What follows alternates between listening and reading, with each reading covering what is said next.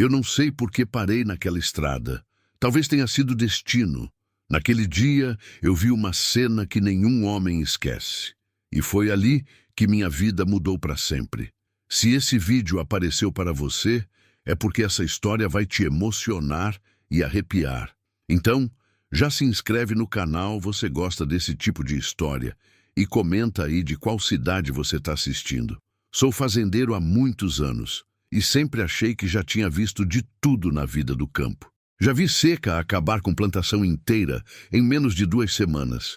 Vi o chão rachar feito couro velho, o gado emagrecer até ficar só osso coberto de pelo, o pasto virar pó vermelho que o vento levava embora sem dó. Já vi enchente chegar sem avisar no meio da noite e levar boi, cerca, galpão e sonho junto na mesma correnteza. Já vi briga por terra terminar em tragédia de um jeito que a gente fica dias sem dormir direito, pensando que o mundo às vezes não tem conserto. Já perdi pai. Já perdi casamento, já perdi a conta de quantas noites fiquei sentado na varanda, olhando para o escuro, sem ter com quem conversar e sem sentir falta de ninguém, que é o tipo de solidão que pesa mais do que a outra. Mas nada, absolutamente nada que eu tinha vivido até então, me preparou para o que eu encontrei naquele fim de tarde. Era uma quinta-feira comum de agosto, numa das semanas mais secas do ano aqui na minha fazenda, no interior do Tocantins. O sol de agosto nessa região não tem apelido, não tem misericórdia. Ele seca tudo que encontra pela frente com uma determinação que parece pessoal. A poeira vermelha gruda na pele, entra pela narina, assenta nos dentes e a gente passa o dia inteiro com aquela sensação de que está mastigando o próprio chão. Eu já estava acostumado. Quando você mora a vida toda no mesmo lugar, o sofrimento do lugar vira rotina, e rotina a gente suporta sem drama. Eu voltava da lida pelo mesmo caminho de sempre, montado no baio, meu cavalo castanho de 15 anos, que conhece cada buraco daquela estrada melhor do que eu. O trovão vinha atrás.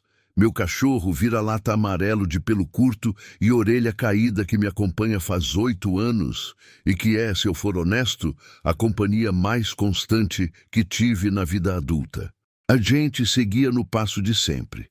Eu relaxado nas rédeas, ele farejando à beira da estrada com aquele entusiasmo de todo dia que eu nunca entendi de onde vem. Porque a estrada é sempre a mesma e ele sempre reage como se fosse novidade. O sol estava baixo, quase encostando no horizonte. Aquela luz de fim de tarde que pinta tudo de laranja e cobre as imperfeições do campo, faz a terra vermelha parecer dourada e os capins amarelados parecerem iluminados por dentro. É o horário mais bonito do dia no cerrado e também o mais traiçoeiro, porque a noite no interior chega rápido e sem gradação, como se alguém apagasse uma lâmpada. Eu estava pensando em nada. Essa é a verdade. Depois de tantos anos sozinho, a minha cabeça aprendeu a funcionar no vazio durante esses trajetos. Eu não pensava na fazenda, não pensava nas contas, não pensava em Cleide, nem nos anos que se foram. Eu existia e pronto, no meio daquela luz e daquela poeira, montado no baio com o trovão atrás. Foi quando eu percebi que o silêncio estava diferente. Não é fácil explicar isso para quem não viveu no campo. O silêncio do cerrado não é ausência de som. É uma camada de sons que você aprende a ouvir sem ouvir. Cigarras, pássaros, vento do capim seco, o rangido distante de alguma porteira mal travada, o mugido espaçado do gado no pasto. Quando esses sons somem ao mesmo tempo, quando o silêncio fica redondo e fechado daquele jeito, o corpo da gente percebe antes da cabeça. As cigarras tinham parado, os pássaros não apareciam. O vento tinha sumido de um jeito estranho, como se o ar tivesse prendendo a respiração. O baio pinicou a orelha, reduziu o passo sozinho. O trovão parou de farejar e ficou parado no meio da estrada com o focinho levantado, quieto, o rabo sem mexer. Eu conhecia esses dois o suficiente para saber que quando eles ficavam assim, era porque tinha algo errado no ar que eles percebiam antes de mim. Olhei para os lados. Estrada de terra, capim queimado de seca nos 2 acostamentos, alguns coqueiros esparsos no fundo, O brejo à direita que fica ao lado da estrada, numa curva longa, com aquela vegetação mais densa de buriti e mamoneira. E ali, ao pé de uma árvore velha e torta que sempre esteve naquele lugar, mas que naquele momento parecia fora de lugar, havia algo. No começo pensei que era um saco de ração jogado, ou algum animal morto, talvez um bicho que tinha ido beber no brejo e caído. Não seria a primeira vez. Mas alguma coisa no meu peito apertou de um jeito que não era familiar. Não era susto. Era outra coisa. Um reconhecimento que a razão ainda não tinha processado, mas o corpo já sabia. Toquei o baio para frente devagar. Conforme fui chegando, o formato foi ganhando sentido e o aperto no peito foi virando gelo puro. Era uma mulher. Ela estava amarrada no tronco da árvore com cordas grossas e escurecidas pela umidade, os braços presos para trás, o corpo inclinado para frente como alguém que lutou muito e perdeu as forças sem ter perdido a consciência. O rosto dela estava coberto de poeira e de lágrimas que tinham secado e depois voltado, porque havia trilhas escuras na sujeira do rosto, camadas de desespero uma sobre a outra. Os cabelos pretos estavam soltos e grudados na testa e no pescoço. A roupa, uma blusa azul e uma saia escura, estava rasgada nos braços e suja de terra e de alguma coisa escura que eu não queria identificar. Quando ela me viu, o corpo inteiro se debateu. Ela começou a se contorcer contra as cordas, sacudindo os ombros, tentando gritar por socorro, mas a voz saía fraca, rouca, como alguém que já gritou até rasgar a garganta e não tem mais som disponível. Saía um gemido, um sopro, uma tentativa de palavra que o ar não carregava longe. Eu desci do cavalo sem pensar. Foi então que eu vi a cesta. Uma cesta velha de palha trançada, daquelas que as mulheres do interior usam para carregar roupa, estava no chão ao lado dela, a menos de 1 metro. Dentro da cesta havia um bebê, recém-nascido, pequeníssimo, enrolado em panos que já tinham sido brancos e agora eram de uma cor de terra com manchas escuras. O bebê estava chorando, mas de um jeito que partia o coração de um modo diferente de um choro comum. Era um choro quase sem som, um gemido finíssimo, intermitente, aquele tipo de choro que qualquer pessoa que conhece a vida sabe o que significa. É o choro de quem está indo embora. Meu sangue gelou do pescoço até os pés. Eu fiquei parado olhando para aquela cena por alguns segundos que duraram uma vida inteira. A mulher amarrada, os braços presos para trás, se debatendo e tentando chamar pelo filho sem conseguir fazer som suficiente. O bebê na cesta, chorando aquele choro de quem já não tem mais força. E foi nesse momento, nesse segundo exato em que eu ainda estava tentando entender o que estava vendo, que eu ouvi o som que congelou tudo dentro de mim. Um arrastar, lento, pesado, vindo do brejo. Eu virei o rosto para a direita. Do brejo, saindo devagar pela lama escura e pela vegetação rala da beira d'água, 2 jacarés grandes começavam a se arrastar na direção da cesta. Não correndo, não se apressando, avançando com aquela calma de bicho que não precisa ter pressa porque a presa não vai a lugar nenhum. Os olhos deles, pequenos e fixos acima do focinho chato, não piscavam. A cauda deslizava na lama fazendo um som úmido e pesado. Eles vinham sem apressar o passo, sem desviar, olhando para a cesta com aquela indiferença de predador que é mais aterrorizante do que qualquer agressividade. A mulher os viu.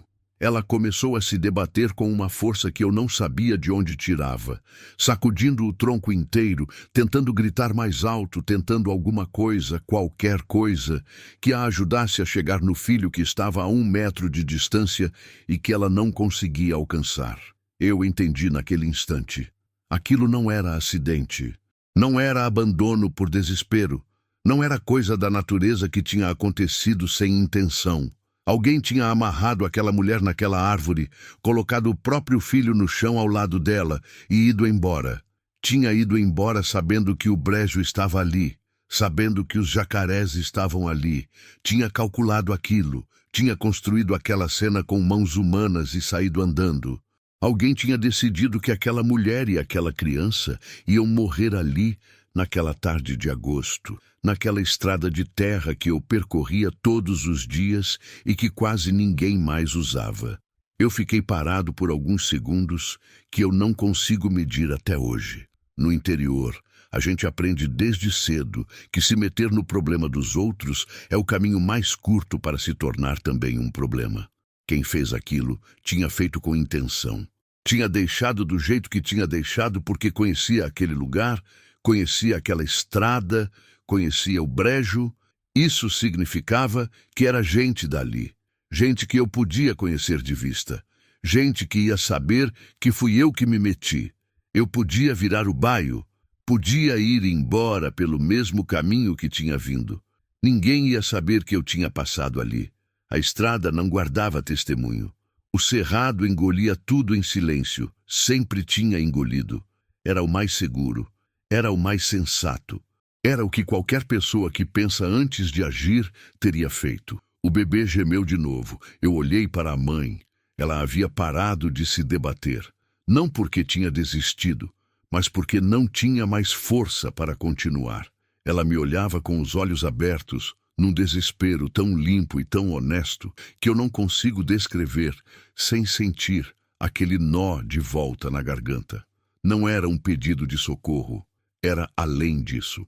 Era o olhar de uma pessoa que está vendo o fim se aproximar e ainda assim encontra no rosto de um estranho a última coisa em que pode depositar alguma coisa parecida com esperança. Os jacarés estavam a menos de 10 metros da cesta.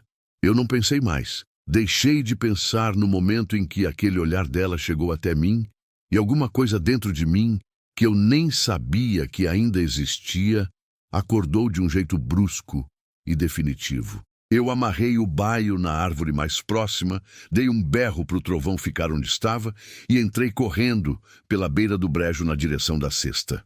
O primeiro jacaré era o maior. Devia ter uns 2,5 metros, talvez 3. O dorso escuro e rugoso, brilhando com a lama do brejo que ainda escorria entre as escamas. Ele estava a uns 8 metros da cesta quando eu cheguei correndo e meu barulho fez ele parar por um segundo. Só um segundo, com aquela cabeça chata levantada na minha direção. Eu peguei a cesta do chão sem parar de correr. O bebê era leve demais. Absurdamente leve. Um bebê recém-nascido já é coisa frágil, mas aquele parecia que tinha sido feito de papel e ar.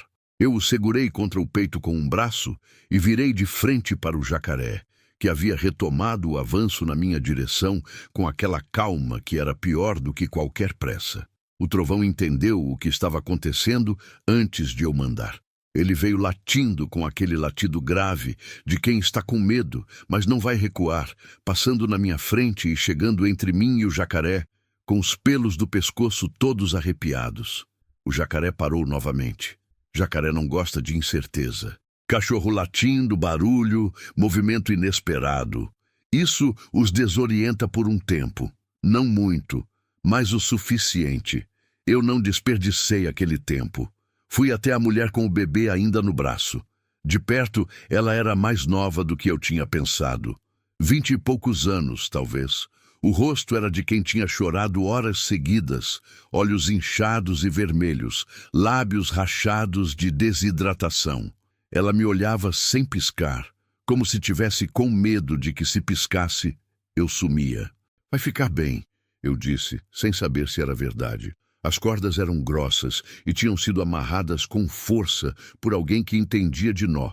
Eu não tinha faca na cintura naquele dia. Tinha saído de casa sem ela porque tinha sido uma tarde de escritório, conferindo cadernetas de controle de gado dentro de casa antes de dar a última volta. Maldita tarde que eu decidi sair sem a faca. Tentei desfazer os nós com os dedos. As cordas tinham apertado com o movimento dela, tentando se soltar. E a umidade do ar do brejo tinha contraído a fibra. Eu puxei, torci, tentei enfiar os dedos entre a corda e o tronco. Ela não fazia barulho. Ficou parada enquanto eu trabalhava nos nós, olhando para o bebê no meu braço, com aquela expressão que eu já vi em mãe de gado perdendo cria e que não tem palavra boa o suficiente para descrever. O trovão continuava latindo. Eu ouvia a movimentação dos jacarés na minha direita sem olhar, porque se eu olhasse, ia perder o foco nos nós, e não podia me dar a esse luxo. Levei talvez 3 minutos para soltar as cordas. Foram os 3 minutos mais longos da minha vida. Quando os braços dela caíram para frente, ela fez um som. Não foi palavra. Foi alguma coisa mais fundo do que palavra, que saiu do peito dela como se tivesse presa fazia tempo.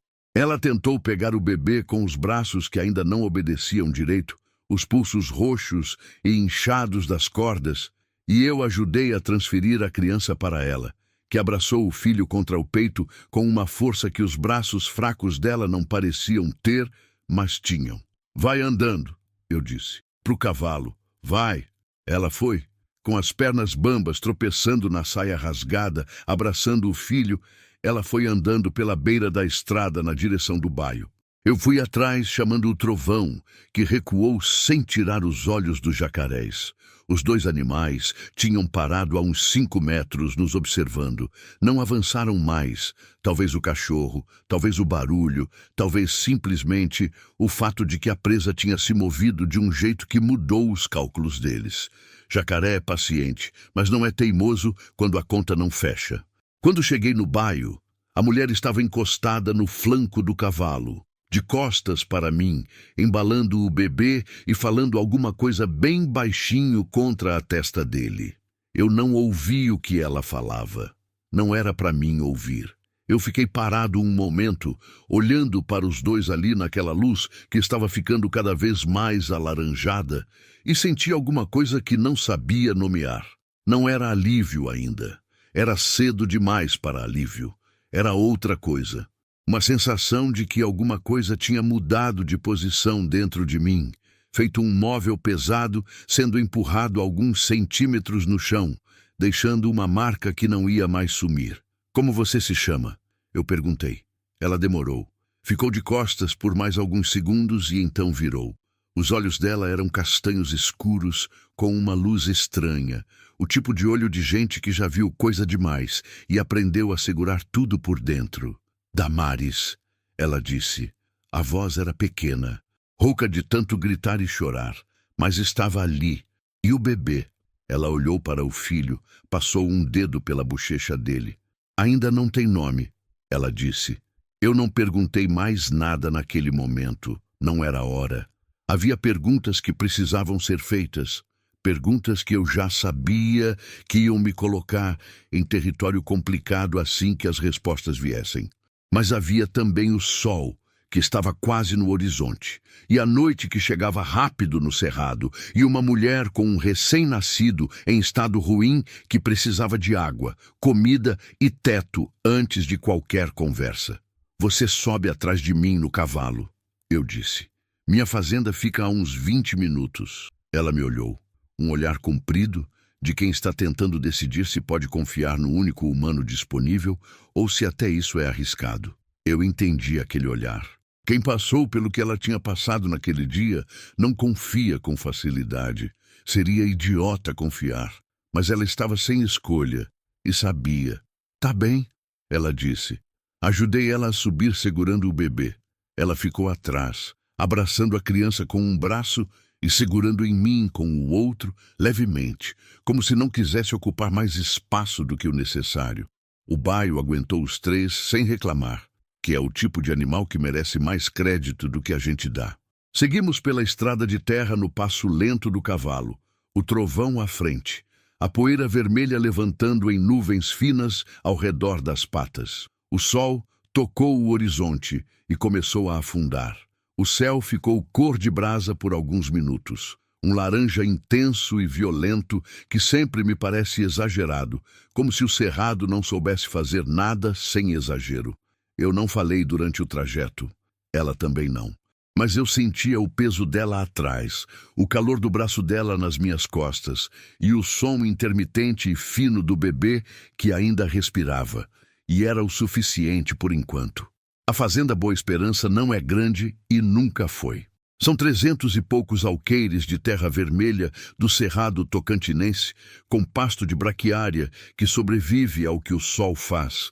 Um açude nos fundos que, nos anos ruins, fica com menos água do que devia. 2 currais de madeira e arame que eu mesmo reforma quando precisa.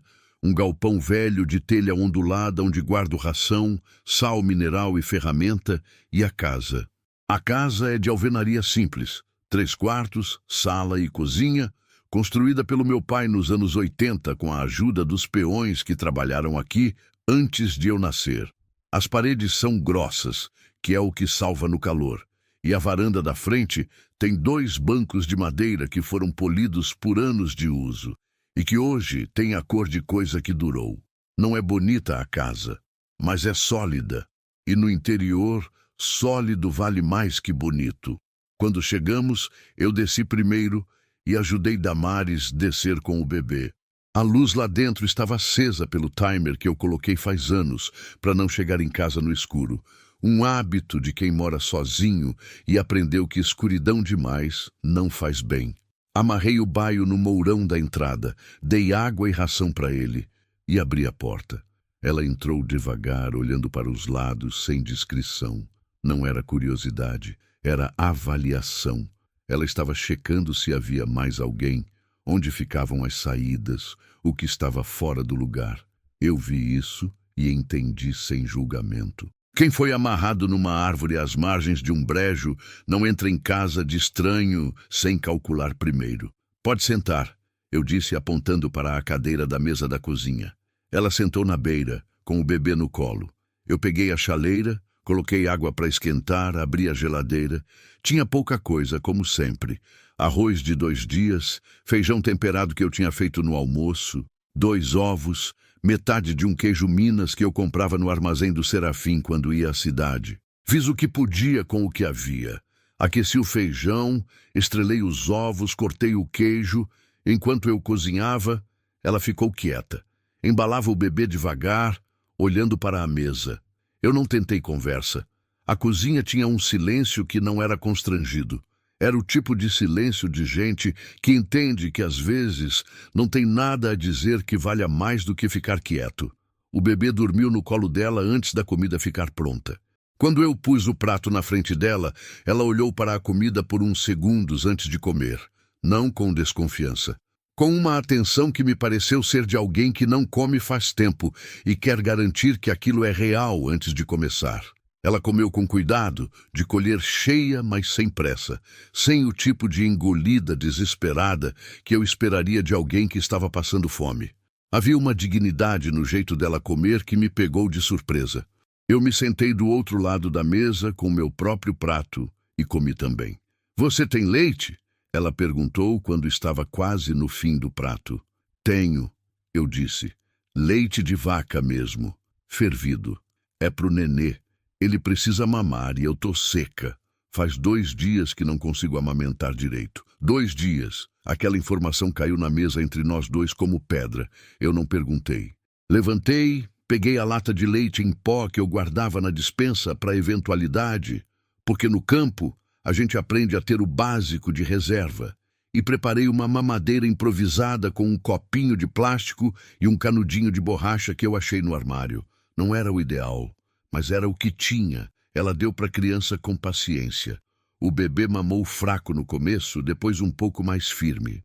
Eu fiquei de costas, fingindo arrumar a cozinha, dando a ela aquele espaço que ela não tinha pedido, mas que eu sentia que precisava. Mais tarde, enquanto eu lavava os pratos, ela falou: "Obrigada." Eu não virei. Continuei lavando. "Não precisa." "Precisa sim," ela disse. A voz estava mais firme do que antes. Ainda rouca, ainda cansada, mas com um fundo que era quase teimosia. "Você salvou nós dois." Eu enxuguei as mãos no pano de prato e me virei. "Quem te amarrou ali?" A pergunta saiu antes que eu pensasse se era a hora certa. Não era, mas havia saído. Ela olhou para o bebê no colo. O queixo dela tremeu 1 milímetro, só 1. E ela firmou de novo com uma rapidez que só quem treina isso consegue. "Meu marido," ela disse. Eu fiquei parado. "E a família dele?" Ela completou. O silêncio que se seguiu foi pesado de um jeito específico. O tipo de silêncio que a gente sente na barriga. Onde eles estão agora? Eu perguntei. Não sei. Ela me olhou. Mas eles são daqui da região. Conhecem esse chão melhor do que eu. Eu entendi o que ela estava dizendo sem que ela precisasse continuar. Aquelas pessoas, o marido e a família dele, iam perceber que ela não tinha morrido. Iam perceber que alguém tinha passado pela estrada e interferido. Iam começar a procurar e eu estava no único lugar onde faria sentido procurar. Naquela noite, arrumei o quarto de hóspedes, que não era usado faz tanto tempo que eu precisei limpar a poeira dos lençóis antes de colocar. Dei a ela a lanterna de mão para não precisar acender a luz e acordar o bebê. Deixei uma garrafa de água e o copinho improvisado de mamadeira na mesinha do lado da cama. Ela entrou no quarto com o filho, parou na porta e me olhou. Eu ia fechar e ir para o meu quarto, mas ela falou, o nome dele vai ser Elias. Eu parei. O bebê, ela disse. Eu estava esperando para ver se ele ficava. Se ele ficasse, ia chamar Elias. É nome do avô dele, do meu pai. Ficou, eu disse. Ela deu um aceno de cabeça pequeníssimo, que era concordância e gratidão ao mesmo tempo, e fechou a porta. Eu fui para a varanda. Sentei num dos bancos de madeira e fiquei olhando para o cerrado escuro por um tempo que não sei medir. O trovão veio deitar do meu lado. Lá longe, em algum lugar do pasto, um boi mugiu uma vez, longo e pausado. As cigarras tinham voltado. Eu pensei em Cleide, que eu não pensava fazia meses. Pensei no meu pai e no jeito que ele cheirava o ar antes da chuva. Pensei em quantas noites eu tinha sentado naquele mesmo banco, olhando para o mesmo escuro, sem que nada tivesse significado nada. E pensei em Damares e no Elias, dentro daquele quarto, dormindo pela primeira vez em 2 dias num lugar que tinha teto e fechava por dentro. Não sabia o que estava vindo, mas sabia que alguma coisa tinha começado. A calmaria durou 2 dias. 2 dias em que a fazenda seguiu seu ritmo, mas com um peso diferente no ar, uma consciência de que havia mais 2 presenças dentro daquelas paredes do que estava acostumado. Eu saía cedo para Lida, verificava o gado, consertei um trecho de cerca no pasto de baixo que estava afrouxando, voltava para o almoço. Damares ficava na casa, cuidando do Elias, lavando as roupas dela e do bebê na bacia do tanque, com aquela eficiência silenciosa de mulher que aprendeu desde cedo que trabalho não espera convite. Na primeira manhã, eu acordei e tinha café feito na cozinha. Ela tinha acordado antes de mim. Na segunda manhã, tinha café e arroz lavado na panela, esperando só o fogo. Eu não pedi nada disso. Não comentei, mas aquela presença da cozinha já acordada, o cheiro de café saindo do corredor, era uma coisa que eu não sabia que tinha saudade até estar de volta. Ela não falava muito, eu também não. As conversas que tínhamos eram curtas, funcionais, sobre o bebê principalmente, sobre o que ele precisava, sobre se ela havia dormido. Eu perguntava com cuidado, sem insistir. Ela respondia com cuidado, sem oferecer mais do que perguntavam. Havia perguntas que eu precisava fazer e que não fazia. Havia um acordo tácito de que certas coisas iam ficar suspensas por enquanto, que havia um tempo de recuperação necessário antes de entrar em território complicado. Mas o campo não espera você estar pronto. Na tarde do segundo dia, eu vi as nuvens chegando do norte. No cerrado, certas nuvens você aprende a respeitar logo. Não são as nuvens de chuva comum, que chegam com pressa e vão embora em meia hora deixando o chão cheiroso e os passarinhos cantando. São as nuvens de temporal, que chegam em massa escura e compacta, cor de chumbo sujo no horizonte, e avançam com uma velocidade e uma seriedade que faz a gente entender por que os mais velhos tinham tanto medo de agosto. Agosto no Tocantins não é mês de chuva. Quando chove em agosto, chove com raiva. Eu corri para o galpão, fechei o trator, amarrei as lonas de cobertura, tranquei a porta do curral. Trouxe as éguas do pasto de baixo, porque elas ficam nervosas em temporal, e se o raio cai perto no pasto aberto, é tragédia. Fiz tudo no ritmo apressado de quem conhece o que está vindo. Quando entrei em casa, o céu já estava quase fechado. Damares estava na janela da cozinha olhando para as nuvens, o Elias no colo. Vai ser forte, eu disse. Eu vi, ela disse. Já passei por temporal aqui na região antes. Não perguntei onde ou quando. Fechei as janelas, verifiquei a lanterna de mão, procurei as velas que eu guardava na gaveta da sala para quando a luz caía, que era com mais frequência do que o necessário. A rede elétrica nessa parte do Tocantins não é confiável nem nos dias tranquilos. A chuva chegou às 5:30 da tarde, com aquela brutalidade que o Cerrado reserva para quando quer dizer alguma coisa. Não caiu, desceu. De uma vez, como se o céu tivesse esperado o suficiente e decidiu acabar com a cerimônia. O barulho na telha de amianto era ensurdecedor, aquele tamborilar de água pesada que abafa tudo e faz a gente levantar a voz para ser ouvido. Em 10 minutos a luz caiu. Eu acendi as velas. Damares ficou sentada na mesa da cozinha com o Elias no colo, a luz da vela projetando sombras no rosto dela. E havia algo naquela imagem que me atingiu num lugar que eu não esperava. Não era beleza no sentido fácil. Era outra coisa.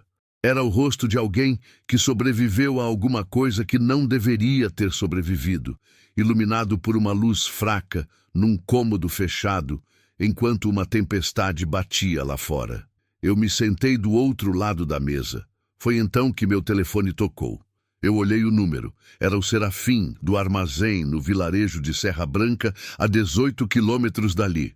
O Serafim era o tipo de homem do interior que sabe de tudo e fala quando precisa e quando não precisa, mas que quando liga de noite com temporal é porque tem algo que não pode esperar.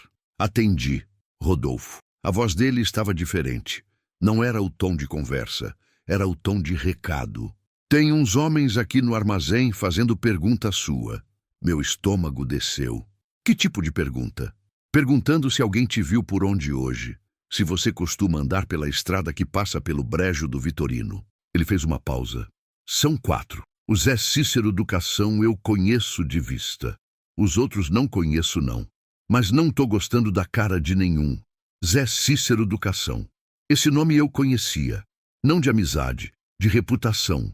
Era um homem de uns 50 anos que morava em propriedade a uns 30 quilômetros a leste, que tinha fama de resolver problema de jeito que a lei não chegava antes dele. O tipo de homem que o interior guarda em camadas que os de fora não veem. Do que você falou para eles? Eu disse. Falei que não sabia de nada. A voz dele estava baixa. Rodolfo, eu não sei o que você fez ou deixou de fazer. Mas esses homens não estão aqui por acidente no meio de temporal. Você entende o que eu estou dizendo? Entendo. Olhei para Damares do outro lado da mesa. Ela estava me olhando. Ela tinha ouvido meu lado da conversa e estava me olhando com aqueles olhos que já sabiam o que estava vindo. Obrigado, Serafim. Desliguei. É ele, ela disse. Não perguntou. Sabia. O nome Zé Cícero Educação é familiar? Ela fechou os olhos por um segundo. Quando abriu, havia uma resolução ali que me lembrou alguém. Demorei um segundo para reconhecer. Era o mesmo olhar do meu pai quando tomava uma decisão que não gostava, mas sabia que era a única. É cunhado do meu marido, ela disse. É quem mandou. Não foi o seu marido quem te amarrou ali? Foi, mas foi o Zé Cícero quem ordenou. Ela abaixou o rosto para o bebê, que dormia sem saber de nada. Meu marido tem medo do irmão da família dele, desde antes de me conhecer. Faz o que mandam. A voz tremeu um pouco, só um pouco. Eu descobri uma coisa que não devia saber. Sobre o gado. Sobre venda de terra grilada. Coisa que envolve pessoas com nome nessa região. Eu vi documento que não devia ver e comentei com meu marido achando que ele ia me proteger. Ela parou. E ele foi falar com o Zé Cícero. O temporal batia na telha com violência. A vela na mesa balançou com o vento que entrava pela fresta da janela. Eu fiquei olhando para ela por um momento. Pensei em todas as perguntas que eu ainda tinha, em todos os detalhes que ainda não sabia e que provavelmente iam complicar mais as coisas conforme viessem. Pensei nos 4 homens no armazém do Serafim, a 18 quilômetros dali, que provavelmente não iam ficar no armazém do Serafim enquanto tinha tempestade e estrada de terra intransitável. Mas provavelmente ficaria intransitável só por algumas horas. Você consegue andar? Perguntei. Consigo. Se eu precisar sair daqui antes do amanhecer, você consegue? Ela me olhou. Com o Elias. Com o Elias. Ela assentiu. Firme. A tempestade continuou. Eu fiquei sentado na mesa com ela até a meia-noite, ouvindo a chuva, pensando no que tinha acontecido e no que estava por vir. Às vezes, ela falava uma coisa pequena, uma informação, um detalhe, e eu ouvia e guardava. Ela não contou tudo naquela noite. Eu não pedi que contasse. Havia um limite de quanto uma pessoa consegue entregar de uma vez, e eu respeitei isso. Lá pelas 2 da manhã, o temporal arrefeceu um pouco, passando de catástrofe para chuva grossa e contínua. A estrada de terra, naquela condição, virava lama em pouco tempo, mas com a minha caminhonete e o caminho que eu conhecia pelos atalhos do campo, havia uma possibilidade. Havia também a possibilidade de que 4 homens conhecedores da região não estivessem esperando a estrada ficar boa. Naquela noite, eu não dormi. Às vezes, as feridas mais fundas não doem quando acontecem. Doem anos depois, num silêncio do meio-dia, quando o calor está parado e o mundo inteiro parece ter esquecido de mexer, e você está sozinho com o próprio peito sem ter para onde correr. Foi numa dessas tardes, enquanto a chuva da noite anterior ainda escorria do telhado em fios finos e a lama vermelha da fazenda brilhava com uma umidade incomum para agosto, que Damares começou a falar de verdade. O Elias tinha dormido depois de uma mamada, que dessa vez foi mais forte do que as anteriores. Ele estava ganhando força aos poucos, aquele bebê, de um jeito que me lembrava coisa de planta que todo mundo já deu por seca, mas que ainda tem raiz e surpreende na primeira chuva. Ela o colocou no quarto com o cobertor mais fino e voltou para a cozinha. Se sentou na mesma cadeira de sempre e ficou olhando para a janela por um tempo. Eu estava consertando um cabo de enxada na bancada da cozinha, que é coisa que a gente faz sem pensar, só para ter o que fazer com as mãos. Eu era de Imperatriz, ela disse de repente. Maranhão, cidade grande, mas cidade de beira de cerrado. Então eu nunca fui muito de cidade grande de verdade. Meu pai era roçador. Minha mãe fazia doce para vender. Eu parei com o cabo na mão, mas não falei nada. Eu conheci o Vanderlei quando eu tinha 18 anos. Ele veio de Tocantins comprar gado e ficou uma semana em Imperatriz. Eu trabalhava no balcão de uma farmácia perto do hotel onde ele ficou. Ela fez uma pausa. Ele era bonito, educado, sabia o que dizer. Eu era idiota. Você não era idiota, eu disse. Era sim, sem raiva, como quem aceita um fato de contabilidade. 18 anos, nunca tinha saído de Imperatriz, achando que homem bonito que sabe o que dizer é coisa rara. Um canto da boca se curvou, brevíssimo, que não era sorriso. Casei em 6 meses.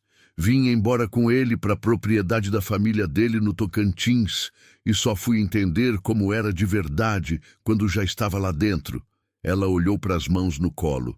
A família dele é de gente que sempre teve e sempre achou que ter dá direito. Zé Cícero é o mais velho de 4 irmãos. Ele que toca o negócio da família faz anos, desde que o pai deles morreu. Negócio de gado, de terra, de política miúda de interior. Ela falou aquilo com um cansaço particular, de quem repetiu essa história dentro da própria cabeça 1000 vezes antes de falar em voz alta pela primeira. Vanderlei é o mais novo, o mais fraco.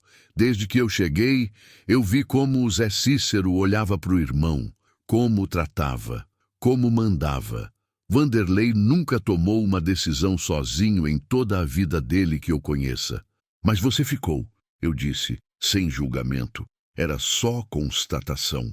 Fiquei por 3 anos tentando acreditar que era diferente do que parecia. Ela falou com uma franqueza que era quase brutal.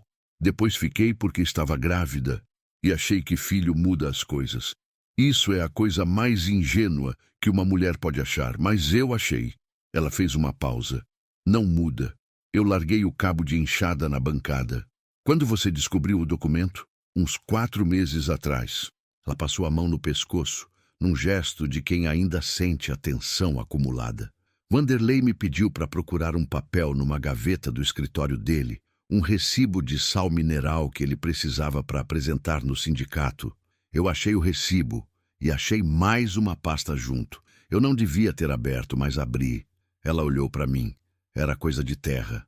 Documentos de 2 propriedades que tinham donos de verdade, com registro, com escritura, sendo transferidas para o nome de uma empresa que eu nunca tinha ouvido falar, com assinatura de cartório, mas com data errada, documento forjado. E dentro da pasta tinha nome de muita gente, não só da família do Vanderlei. Gente com cargo? Eu perguntei. Ela assentiu. Falei para o Vanderlei. Mostrei o documento. Perguntei o que era aquilo. Ela ficou quieta por um momento. Ele ficou pálido. Pediu o documento de volta. Eu entreguei. Ele saiu do quarto e eu ouvi ele ligando para alguém. Ela fechou os olhos um segundo. Naquela noite o Zé Cícero apareceu em casa. Eu fiquei no quarto com a barriga e ouvi eles conversando na sala. Não ouvi tudo, mas ouvi o suficiente. Eu esperei. Zé Cícero falou. Ela viu demais. E o Vanderlei não respondeu nada. O silêncio na cozinha ficou daquele tipo que pesa. Eu sabia que precisava ir embora. Tentei. 2 vezes tentei pegar as coisas e sair enquanto o Vanderlei estava na lida. Nas 2 vezes, alguém da família apareceu antes que eu conseguisse. Ela olhou para a janela úmida. No dia que o Elias nasceu em casa mesmo porque não me deixaram ir para a cidade. Parteira de confiança deles, tudo controlado. A voz ficou mais baixa. Eu sabia que depois que ele nascesse, sem a gravidez como proteção, eles iam resolver logo. Eu me levantei e fui até a janela. Lá fora a fazenda estava molhada e quieta. O gado no pasto, ao longe, se movia devagar entre a pastagem que a chuva tinha deixado brilhando. Tem quanto tempo o Elias tem? Eu perguntei. 8 dias. 8 dias. Aquele bebê tinha 8 dias de vida e tinha quase sido morto junto com a mãe numa tarde comum de agosto, numa estrada de terra tocantinense. Eu senti alguma coisa que não era exatamente raiva. Era mais funda do que raiva. Era uma espécie de tristeza enorme e específica, do tipo que a gente sente quando a crueldade do mundo se apresenta de um jeito que não tem como ignorar ou diluir. Damaris, eu disse, ainda de costas para ela, olhando pela janela. Eu preciso que você entenda uma coisa. Fala. Eu vou te ajudar, não porque eu tenho obrigação, não porque você me pediu. Virei. Porque eu passei por aquela estrada ontem de tarde e o mundo ainda faz sentido quando a gente age de acordo com o que sabe ser certo. Ela me olhou. Mas você precisa me contar tudo o que sabe. Não o suficiente. Tudo. Porque o que vem por aí não vai ser simples e eu não posso agir no escuro. Ela ficou me olhando por um longo momento. E então começou a falar de novo. Ficamos assim até o fim da tarde. Ela falando com aquela voz de quem tira pedra de ferida, uma de cada vez. Eu ouvindo, guardando, entendendo o tamanho do buraco em que os dois estávamos. O sol sumiu cedo por causa das nuvens que tinham ficado mesmo depois do temporal. A cozinha foi escurecendo devagar e eu acendi a luz antes de acabar de precisar, porque havia algo naquele escuro crescente que me pesava. Quando ela terminou, o Elias chorou lá no quarto. Ela se levantou, foi buscar o filho. Voltou com ele no colo, assentou de novo e começou a embalar. O bebê foi aquietando. Eu me levantei, coloquei água para ferver, preparei 2 copos de chá de erva doce que eu tinha num vidro na despensa. Coloquei o copo na frente dela sem perguntar se queria. Ela pegou o copo com a mão livre e o segurou sem beber por um tempo, só pelo calor. E eu pensei, alguma vez na vida eu fui esse tipo de pessoa que segura um copo de chá quente só pelo calor? E não consegui lembrar. A estrada de terra secou mais rápido do que eu esperava. No cerrado, o sol tem essa violência redentora. Desfaz em horas o que a chuva construiu durante a noite. Na manhã do terceiro dia, quando fui verificar a estrada com a caminhonete, ela já estava transitável na maior parte do trecho. Lama grossa, ainda nos pontos baixos, mas passável com tração. O que era bom e ruim ao mesmo tempo. Bom porque se eu precisasse sair com Damares e o Elias, conseguia. Ruim porque 4 homens com objetivo e caminhonete alta também conseguiam. Eu tinha ligado na véspera para 2 pessoas de confiança. A primeira era o Osmar, um peão aposentado que morou comigo na fazenda por 8 anos antes de ir morar com o filho em Palmas, mas que ainda tinha contato em toda a região e sabia de histórias e de gente de um jeito que o interior guarda em memória oral. A segunda era a Dona Raimunda, enfermeira aposentada que morava no vilarejo de Serra Branca e que eu conhecia desde criança, que me tratou de febres e cortes desde os 6 anos e que era do tipo de pessoa que você liga no meio da noite e ela atende sem fazer barulho. O Osmar eu liguei para saber sobre o Zé Cícero. O que ele me confirmou era pior do que eu já sabia. O Zé Cícero tinha histórico de resolver problema de jeito definitivo. 2 pessoas que tinham entrado em conflito com o negócio de terra da família nos últimos 10 anos tinham desaparecido de formas que nunca foram completamente explicadas. Um tinha saído da região de repente, sem despedida, deixando tudo para trás, que pode ser medo ou pode ser outra coisa. O outro tinha tido acidente de estrada num trecho de asfalto que quem conhecia o motorista dizia que ele dirigia há 30 anos e não tinha como errar daquele jeito. A Dona Raimunda, eu liguei para saber do bebê. Ela veio na manhã do terceiro dia, bem cedo, antes que a estrada tivesse dado tempo de esfriar. Chegou na caminhonete do filho dela, sem anúncio. Entrou pela cozinha e examinou o Elias, com aquelas mãos de enfermeira que a gente confia sem precisar de diploma na parede. Baixo peso, ela disse, enrolando a criança de volta no pano. Desidratação leve que tá melhorando. Olhou para Damares. Você também tá baixa. Come mais. Não perguntou nada sobre a situação. Não perguntou como o bebê tinha parado ali. A Dona Raimunda era do interior e entendia que certas perguntas não existem. Ela avaliou, tratou o que podia e foi. Antes de sair, ela puxou meu braço na varanda. Rodolfo.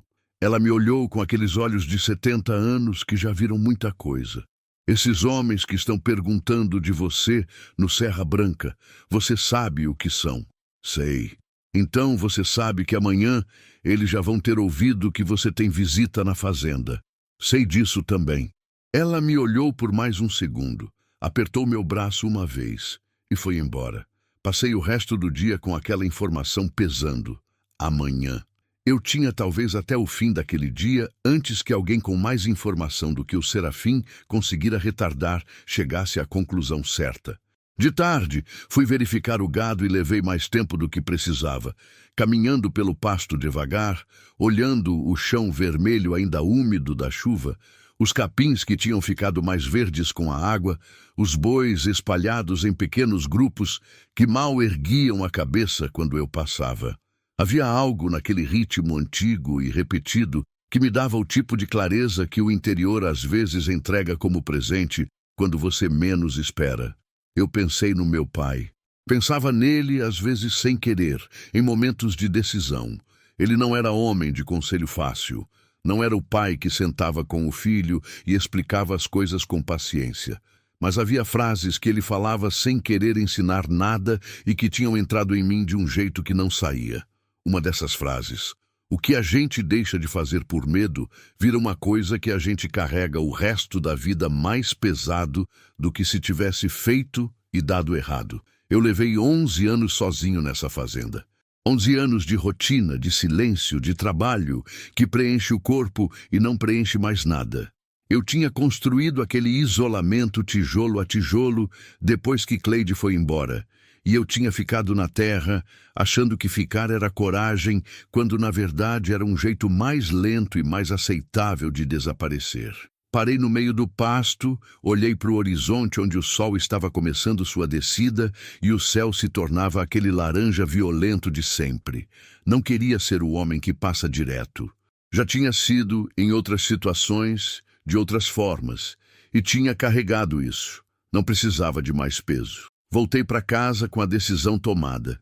Naquela noite, depois do jantar, com o Elias dormindo e a fazenda quieta, sentei com Damares na mesa e expliquei o que eu tinha planejado. Ela ouviu tudo, o rosto firme, sem interromper. Quando terminei, ela ficou quieta por um momento. Você vai se complicar por nossa causa, ela disse. Já me compliquei, eu disse. A questão agora é o que fazer com a complicação. Ela ficou me olhando. Por que você?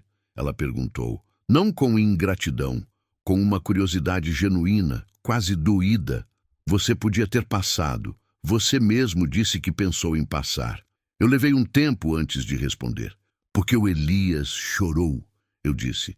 E porque quando eu olhei para você, eu me lembrei de uma sensação que eu conheço. Qual sensação? De estar amarrado num lugar sem poder sair, enquanto tudo que importa está fora do seu alcance. Eu olhei para a mesa. A minha corda era diferente, mas eu conheço o nó. Ela ficou quieta. Lá fora, o cerrado fazia seus sons noturnos. Grilos, sapos do açude, o vento baixo que voltou depois do temporal. Dentro da cozinha, a luz fraca da lâmpada e 2 copos de água na mesa. Eu me levantei, fui até a janela, olhei para o escuro. E ali, no meio do nada que era minha fazenda e minha vida, eu senti pela primeira vez em muito tempo que estar naquele lugar, naquele momento, era exatamente o lugar certo para estar. Eles chegaram no 4º dia, antes do amanhecer. Eu estava acordado, tinha ficado acordado a noite inteira, sentado na cadeira do quarto com a janela entreaberta, ouvindo o cerrado. É uma coisa que o campo ensina. Você aprende a ouvir o que não tem barulho. Quando os pneus de uma caminhonete entram numa estrada de terra, a 1 quilômetro de distância, numa madrugada sem vento, você ouve.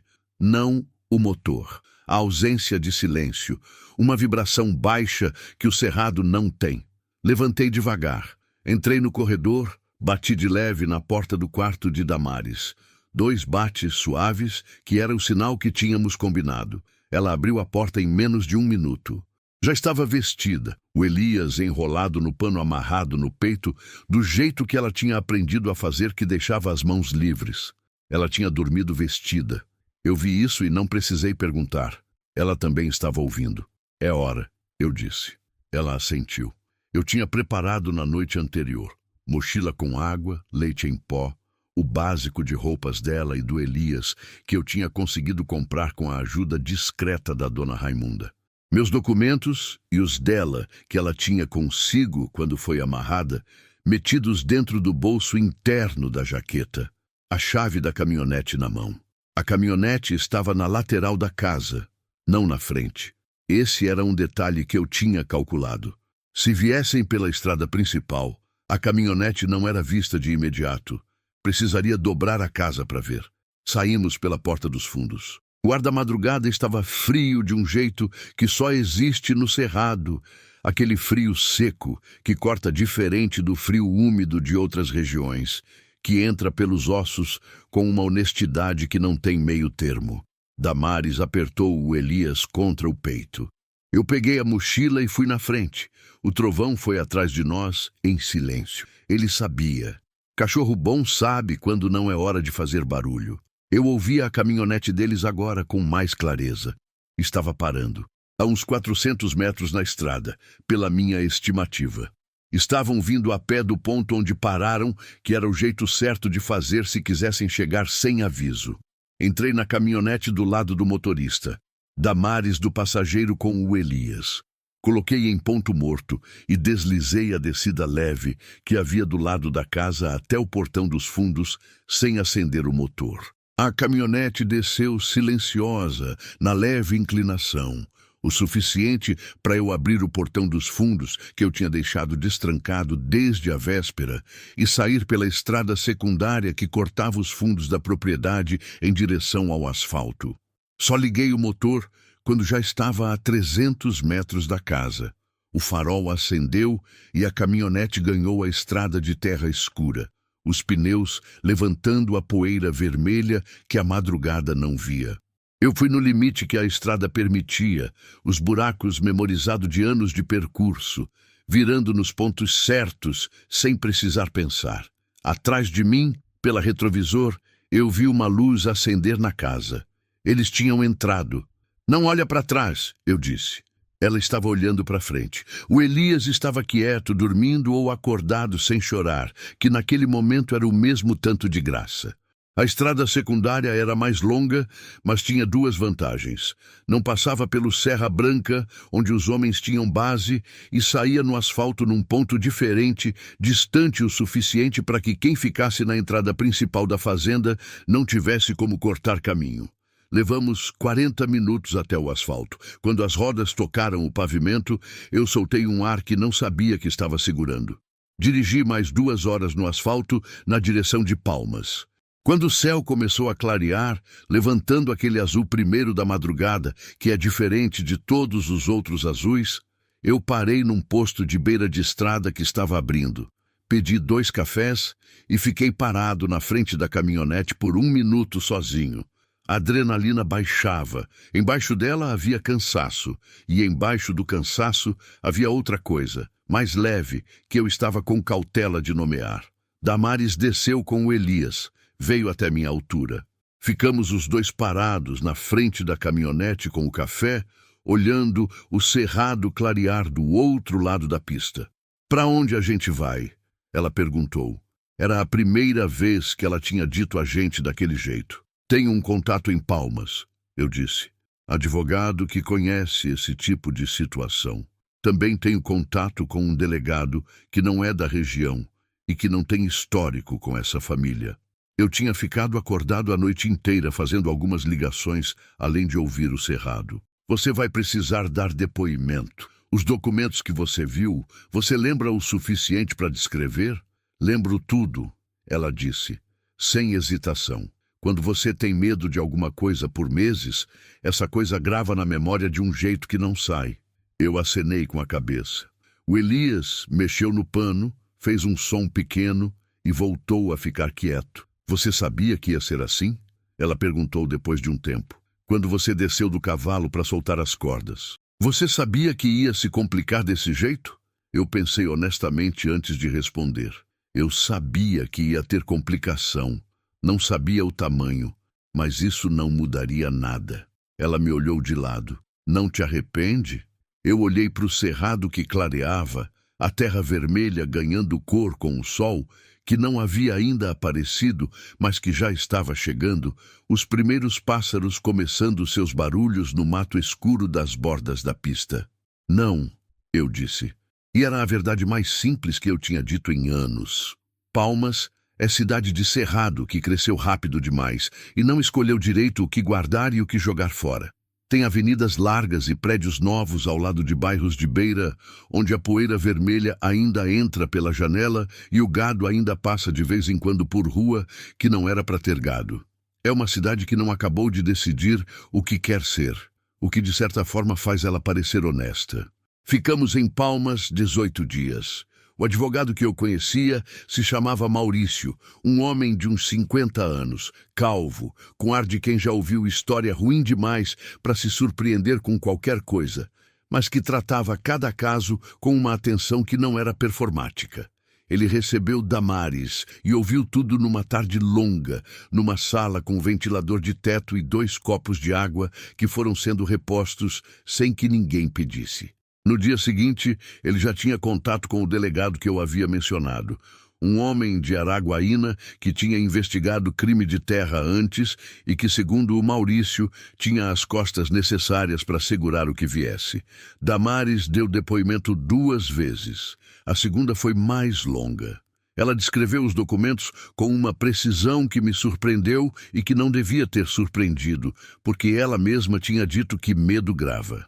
O delegado ouviu, fez perguntas específicas, tomou nota. Não prometeu nada fácil, mas prometeu processo, e processo era o que havia. Enquanto isso, eu dormia num hotel simples a 3 quarteirões do escritório do Maurício e aparecia todo dia de manhã para ver como estava o andamento e se precisava de alguma coisa. Eu tinha ligado para o Osmar para cuidar do gado na fazenda por aqueles dias. O Osmar foi sem fazer pergunta, que é o tipo de pessoa que vale ouro no interior. No 12º dia, recebi a ligação de que o Zé Cícero e mais 2 homens tinham sido presos preventivamente em conexão com investigação de grilagem e outros crimes. Vanderlei, o marido de Damaris, havia se apresentado voluntariamente através de advogado, o que significava que havia tomado a decisão que o Zé Cícero nunca teria tomado por ele. A pressão de ver o irmão preso tinha quebrado alguma coisa. Não foi resolução limpa, nunca é. Havia coisa que ia demorar, julgamento que levaria tempo, desdobramento que eu nem imaginava. O Maurício foi honesto sobre isso. Damaris também foi honesta. Ela não estava iludida achando que acabou com a prisão deles. Mas havia uma diferença entre antes e depois que não era pequena. Ela podia andar na rua com o Elias sem estar contando saída. No 18º dia, eu disse que ia voltar para a fazenda. A gente estava no corredor do hotel depois do café da manhã. O Elias estava num estado completamente diferente dos 8 dias emaciados da cesta de palha. Ele havia ganhado peso visível, as bochechas tinham ganhado volume, os olhos, que eram castanhos escuros como os da mãe, ficavam abertos por longos períodos, olhando para tudo com aquela atenção vasta e sem filtro de recém-nascido que ainda está catalogando o mundo. Eu disse que ia voltar. Disse que havia gado que precisava de mim e fazenda que não se cuidava sozinha. Ela ficou me olhando.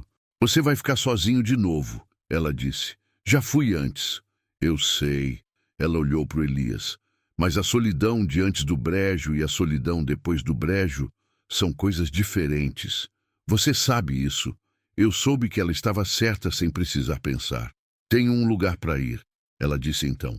Uma prima em Imperatriz que me aceitou. Eu liguei e ela veio ao telefone e disse que tinha quarto e que eu fosse. Ela olhou para mim. Não é para sempre. É para agora. Enquanto o processo anda, enquanto o Elias fica mais forte. É um bom começo, eu disse. É o único começo que tenho. Ficamos parados no corredor por um momento. O Elias olhava para mim com aqueles olhos que ainda não tinham aprendido a dissimular.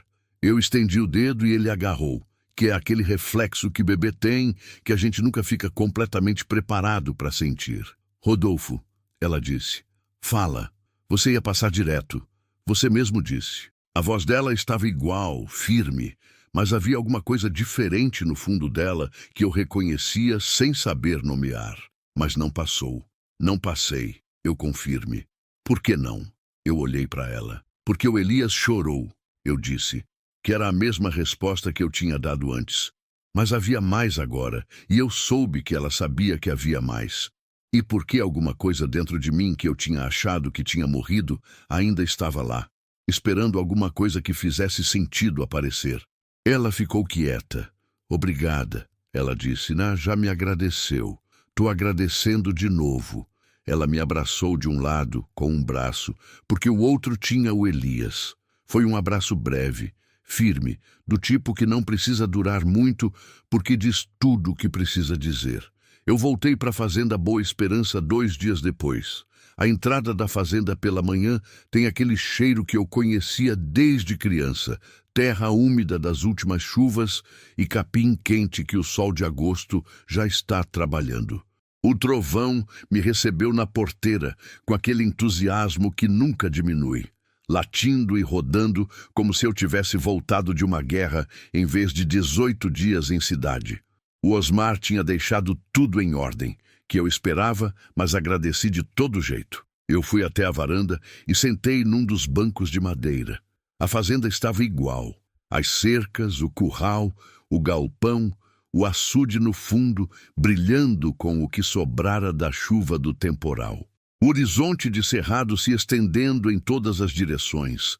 aquela imensidão de terra vermelha e capim amarelo e céu enorme que não pede licença. Mas eu era diferente. Não era felicidade.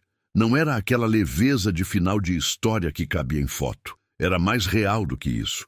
Era uma clareza específica de alguém que passou por alguma coisa que não pediu, que não estava pronto, e que mesmo assim não passou direto, e que vai carregando isso dali para frente como prova de que ainda é capaz. Eu pensei em Cleide, que havia ido embora há 11 anos, e que carregava parte da razão pela qual eu tinha me fechado daquele jeito. Pensei no meu pai, no cheiro de terra antes da chuva, no batente da porta com ele parado de cueca e chinelo. Pensei em todos os anos de rotina que eu tinha construído como proteção e que eram ao mesmo tempo prisão. Pensei em Damares, no corredor do hotel, com o Elias no braço, dizendo que a solidão depois do brejo era diferente da solidão antes do brejo. Ela estava certa. Não era que a solidão tinha sumido, era que ela tinha mudado de qualidade. Antes era o tipo de solidão que preenche tudo e convence a gente de que é o estado natural das coisas. Depois era o tipo de solidão que sabe que não é permanente, que reconhece que há gente no mundo, que há encontros que acontecem em estradas de terra poeirentas em fins de tarde de agosto, que há bebês que agarram o dedo de estranho com uma força que não tem explicação, mas que diz alguma coisa que vale mais do que muita palavra. O trovão veio deitar no chão da varanda ao meu lado. Lá no pasto, um boi mugiu longo e pausado, que é o tipo de som que o cerrado faz quando está simplesmente sendo cerrado, sem drama, sem intenção. As cigarras cantavam. Eu respirei fundo. A fazenda Boa Esperança ainda tinha o mesmo nome do meu avô, um nome que eu nunca tinha coragem de mudar porque achava grande demais para mim. Naquela manhã, eu parei de achar. Não porque eu tinha virado outra pessoa ou resolvido tudo que estava errado, mas porque eu tinha passado por aquela estrada de terra num fim de tarde, tinha descido do cavalo, tinha desfeito cordas com os dedos, enquanto 2 jacarés avançavam na minha direção. Tinha levado uma mulher e um bebê de 8 dias de vida para dentro de casa, e feito café e aquecido feijão, e ficado acordado a noite inteira, ouvindo o cerrado, e no final tinha colocado os 2 num lugar mais seguro do que aquele onde os tinha encontrado. Não é pouco. Em terra seca, não é pouco. E às vezes é tudo que a gente tem para oferecer. E às vezes é exatamente tudo que o outro precisa receber. E o encontro dessas duas coisas, nessa estrada de terra que quase ninguém usa, nesse fim de tarde de agosto que parecia tarde como qualquer outro, é o tipo de coisa que a gente não aprende em lugar nenhum, mas que o campo às vezes entrega de graça para quem tem a sorte de não ter passado direto. Eu levantei do banco. Tinha gado para verificar, cerca para consertar, água para colocar nos coxos. Tinha um dia inteiro de fazenda pela frente, como todos os outros, mas com uma diferença que ninguém de fora ia ver e que eu não precisava explicar. O trovão levantou comigo. A gente foi.